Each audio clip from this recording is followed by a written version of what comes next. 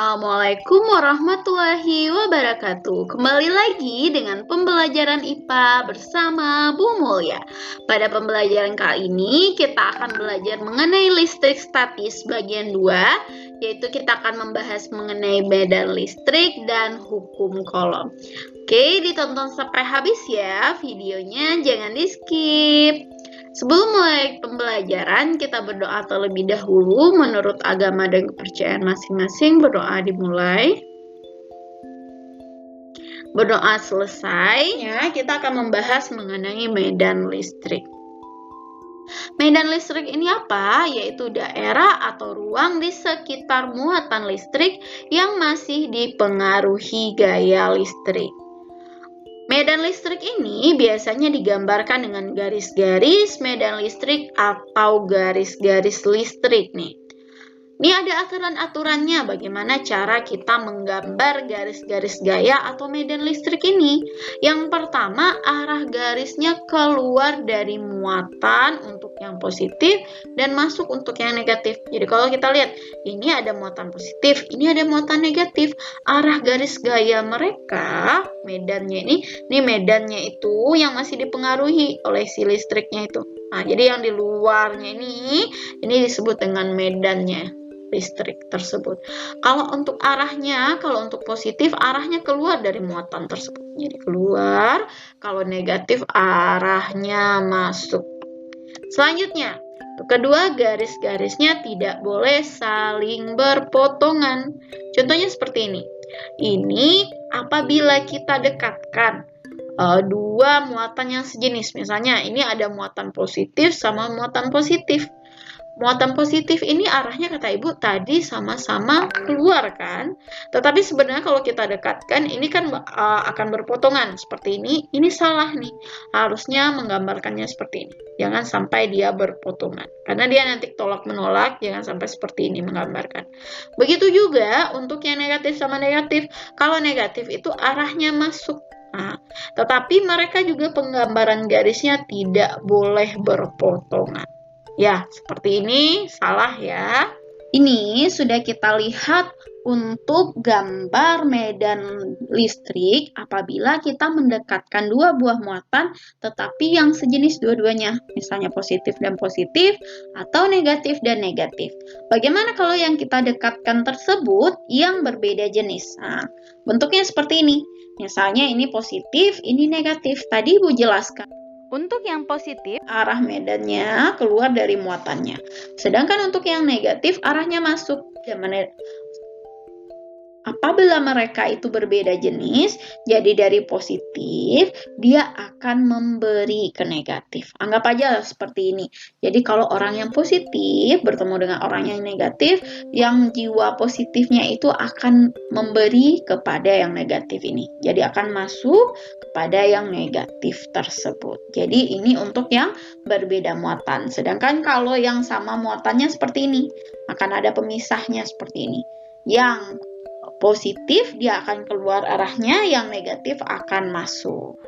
Selanjutnya, semakin banyak garis maka semakin kuat pula medan listriknya. Jadi kalau misalnya ini ada sama-sama muatan positif, tetapi ini muatan positifnya banyak garisnya, ini sedikit. Jadi yang ini lebih kuat pula medan listriknya. Selanjutnya kita akan bahas yang namanya hukum Coulomb. Hukum Coulomb ini kita akan membahas yang namanya muatan-muatan. Muatan itu nanti akan dilambangkan dengan Q. Misalnya di sini Ibu punya dua buah muatan. Ada muatan positif keduanya. Muatannya ini Ibu beri nama Q1 dan Q2. Jadi apabila mereka didekatkan, gara-gara mereka itu muatannya sejenis, mereka akan tolak-menolak.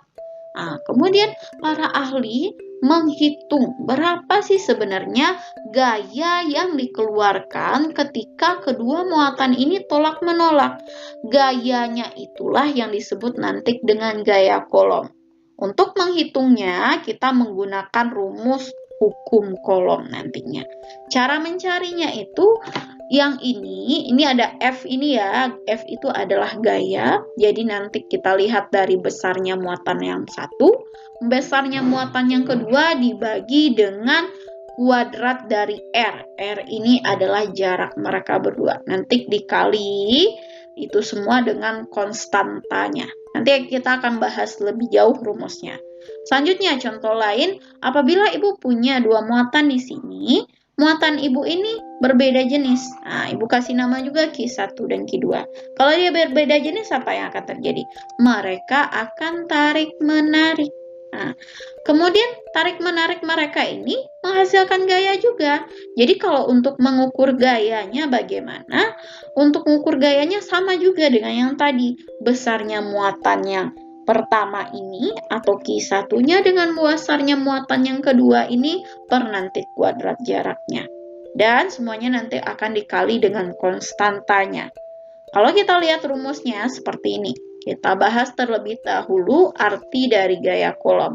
Gaya kolom itu adalah besarnya gaya tarik. Nah, kalau tadi dia berbeda jenis, dia akan tarik-menarik antara muatan sebanding dengan besar muatan masing-masing dan berbanding terbalik dengan kuadrat jarak antara kedua muatan. Kalau kita lihat tuh di rumusnya seperti ini. F sama K dikali 1 kali Q2 per R kuadrat. Apa sih F? F itu adalah gaya kolom. Gaya kolom ini satuan dari gaya itu adalah Newton. Kemudian Q itu tadi sudah ibu bilang adalah muatan. Satuannya adalah C atau kolom. Yang R itu adalah jarak. Satuannya dalam meter. Jadi kalau kita nanti punya soal dalam satuan sentimeter, kita jadikan terlebih dahulu ke meter. Selanjutnya ada K. K ini ketetapan atau orang bilang juga dengan konstanta. Ini besarnya sama di setiap soal. Besarnya yaitu 9 dikali 10 pangkat 9 Newton meter kuadrat per kolom kuadrat. Untuk cara mudah menghafalkan rumusnya seperti ini. Jadi kakiku rusak-rusak ya, kakiku rusak-rusak. K-nya untuk konstanta atau ketetapan, Q-nya untuk muatan 1, Q1, Q-nya untuk Q2, kemudian R-nya ini rusak-rusak untuk R kuadrat atau jarak dikuadratkan. Kemudian di sini kita akan mendengar ada yang nanti mikrokolom, nanokolom, atau satu kolom seperti itu. Jadi mikrokolom itu sama dengan 1 kali 10 pangkat min 6 kolom. Jadi kalau misalnya dilambangkan yang min 6 ini, gampang kan seperti ini. Kayak huruf U tapi terbalik letak ininya. Ada bagian tambahannya di sini. Ini bacanya itu adalah mikro. Ada juga yang namanya 1 nanokolom. Jadi 1 nanokolom itu sama dengan 1 kali 10 pangkat min 9 kolom. Ini simbolnya seperti ini, kayak N biasa. Kalau 1 kolom itu sama dengan 1 kolom juga. Soal yang pertama, 2 buah muatan diatur seperti gambar di bawah ini. Besar muatan pada A, jadi seperti ini, ada 2 buah muatan. Muatan yang di A itu besarnya adalah plus 8 mikrokolom. Sedangkan muatan di B besarnya itu min 5 mikrokolom. Adalah berapakah besar gaya listrik yang bekerja pada kedua muatan itu? Jika konstantanya yaitu 9 kali 10 pangkat 9 Newton meter kuadrat kolom pangkat min 2. Jadi di sini diketahui juga 1 mikrokolom itu sama dengan 10 pangkat min 6 kolom. Jadi, yang pertama kita lakukan adalah kita harus membuat diketahuinya dulu. Diketahui Q1, Q tadi adalah untuk lambang muatan. Q1 atau QA yaitu plus 8 mikrokolom. Jadi lambangnya seperti ini ya, kata ibu tadi. Sedangkan untuk yang Q2 atau QB yaitu min 5 mikrokolom. Ya, jadi ini bacaan untuk mikro. Yang selanjutnya diketahui adalah R atau jarak antara mereka berdua, yaitu 10 cm. Tetapi nanti untuk soal kita tidak bisa memakai satuan cm, ini harus kita jadikan meter, yaitu jadinya 0,1 meter, atau kalau dijadikan bilangan berpangkat, yaitu 1 dikali 10 pangkat min 1. Selanjutnya diketahui konstanta yaitu 9 kali 10 pangkat 9 Newton meter kuadrat, kolom pangkat min 2. Selanjutnya yang ditanya adalah besar gaya listriknya. Cara mencari, yang pertama untuk F kan kita punya rumusnya, kita masukkan rumusnya terlebih dahulu. F sama dengan K dikali Q1 dikali Q2 per R dikuadratkan. Selanjutnya, di sini F, kita masukkan angkanya masing-masing, kita sudah punya angkanya. Ya, untuk K-nya tadi tinggal kita masukkan. Untuk Q1-nya kita masukkan 8 dikali 10 pangkat min 6 datangnya dari mana? Mikro ini diketahui kan 10 pangkat min 6, 1 mikrokolom itu. Jadi kita masukkan di sini. 8 kali 10 pangkat min 6 kali 5, dia mikro juga kan, dikali 5 kali 10 pangkat min 6 per 1 dikali 10 pangkat min 1. Nah, ini dari sini. Jadi R-nya langsung kita masukkan yang meter, 10 pangkat min 1 dikali 10 pangkat min 1 meter kuadrat. Selanjutnya, karena di sini ada kolom, kemudian di sini ada juga kolom 2, ini bisa dicoret. Kenapa bisa dicoret? Karena ini min ya, min itu bisa dicoret sama positif. Ini kan sebenarnya kalau dituliskan ada positif 1, tapi tidak dituliskan. Jadi ini dia sama-sama positif 1, ini pangkatnya bisa dicoret dengan min 2. Selanjutnya, kita bawa ke bawah semuanya yang belum kita coret. Yang ini konstantanya tadi, 9 kali 10 pangkat 9 Newton meter kuadrat. Dikali apa? Ini yang kita kalikan 8, kita kalikan dengan 5 terlebih dahulu. 8 kali 5, 40. Selanjutnya, di sini. Ini ada pangkat yang tertinggal, ada pangkat 10 pangkat min 6, ada juga 10 pangkat min 6, dan dia dikali. Kalau sesuatu dikali, pangkatnya ini nanti dijumlahkan. Ya, jadi 10 pangkat min 6 kali 10 pangkat min 6 ini dijumlahkan jadinya 10 pangkat min 12. Mungkin ini anak-anak lebih ke matematikanya. Di sini kali 10 pangkat min 12 per ini harus kita kuadratkan yang di bawah. Nah, dikuadratkan. Ini kalau kita kuadratkan tadi, kalau sesuatu yang dikuadratkan juga sama dengan dikali kan maksudnya. Berarti pangkatnya ini, pangkat minnya ini juga dijumlahkan. Jadinya 1 kali 10 pangkat min 2. Jadi ini tetap 1, karena 1 dikuadratkan hasilnya tetap 1. Kali 10 pangkat min 2 jadinya. Jadi min 1 dijumlahkan, jadi min 2 kali meter kuadrat. Ini satuannya. Ini sama meter kuadrat, ini ada meter kuadrat, bisa kita coret di sini. Ini sama-sama kita coret ya, meter kuadratnya dengan meter kuadratnya. Makanya di sini kita tidak menemukan lagi meter kuadratnya. Selanjutnya, yang ini kita turunkan ke bawah, ada 40 dikali 10. 10-nya ini kan ada 10 pangkat min 12. Yang ini ada 10 pangkat min 2, kita tarik dia ke atas. Kalau kita tarik dia ke atas, dia yang awalnya itu negatif, dia akan menjadi positif. Jadi ketika kita jumlahkan min 12, di sini ada 2. Jadi kita punya utang kita 12. Kemudian duit kita ada 2. Jadi kita bayar utang kita baru 2. Jadi sisa utang kita min 10 ya di sini. Jadi ini 10 pangkat min 10. Per di sini pernya sudah habis karena pernya yang tinggal 1 saja nih.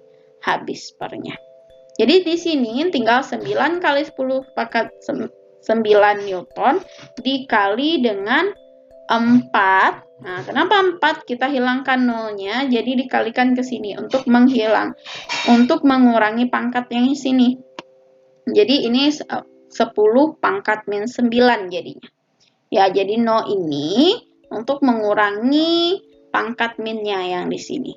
Selanjutnya, ini F-nya sama dengan 36 kali 10 pangkat 9 dikali 10 pangkat min 9. 36 datangnya dari mana? 9 kita kalikan 4. Kemudian pangkatnya kita tulis di belakangnya.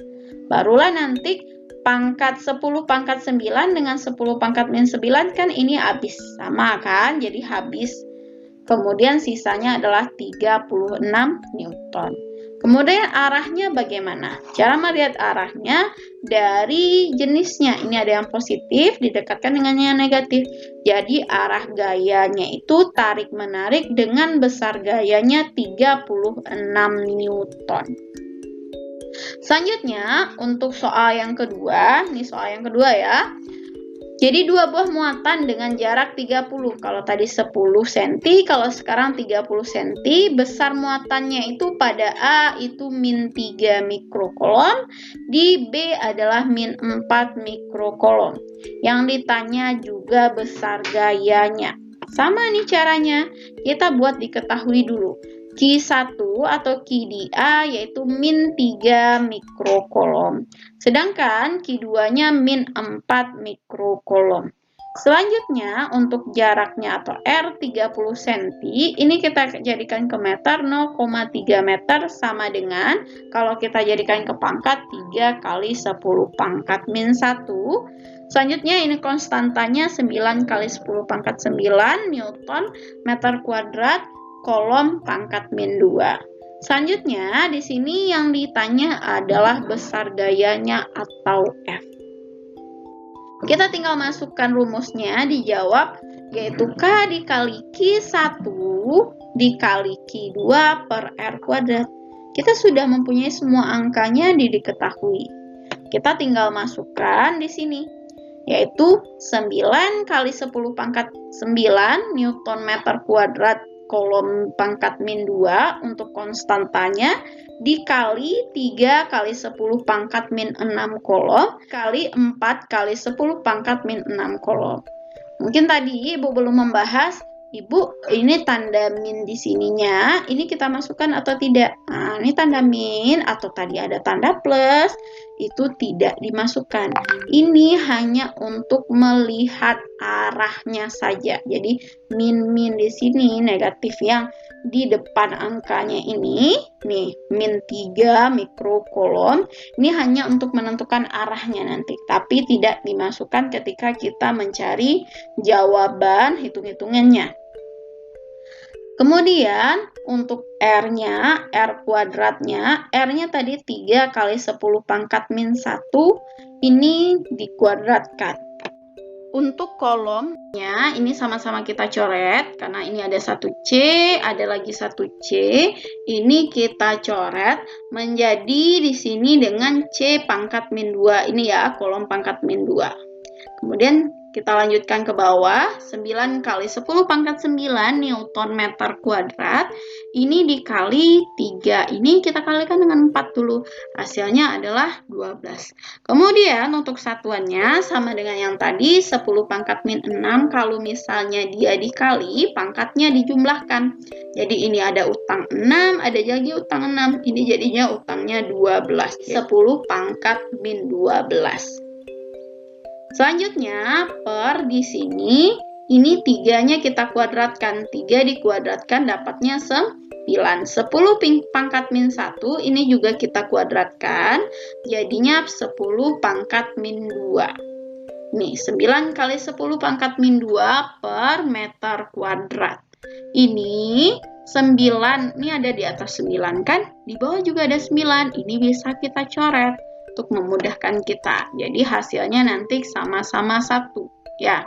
Kemudian ini ada meter kuadrat di atas, ada meter kuadrat di bawah. Ini bisa sama-sama kita coret juga.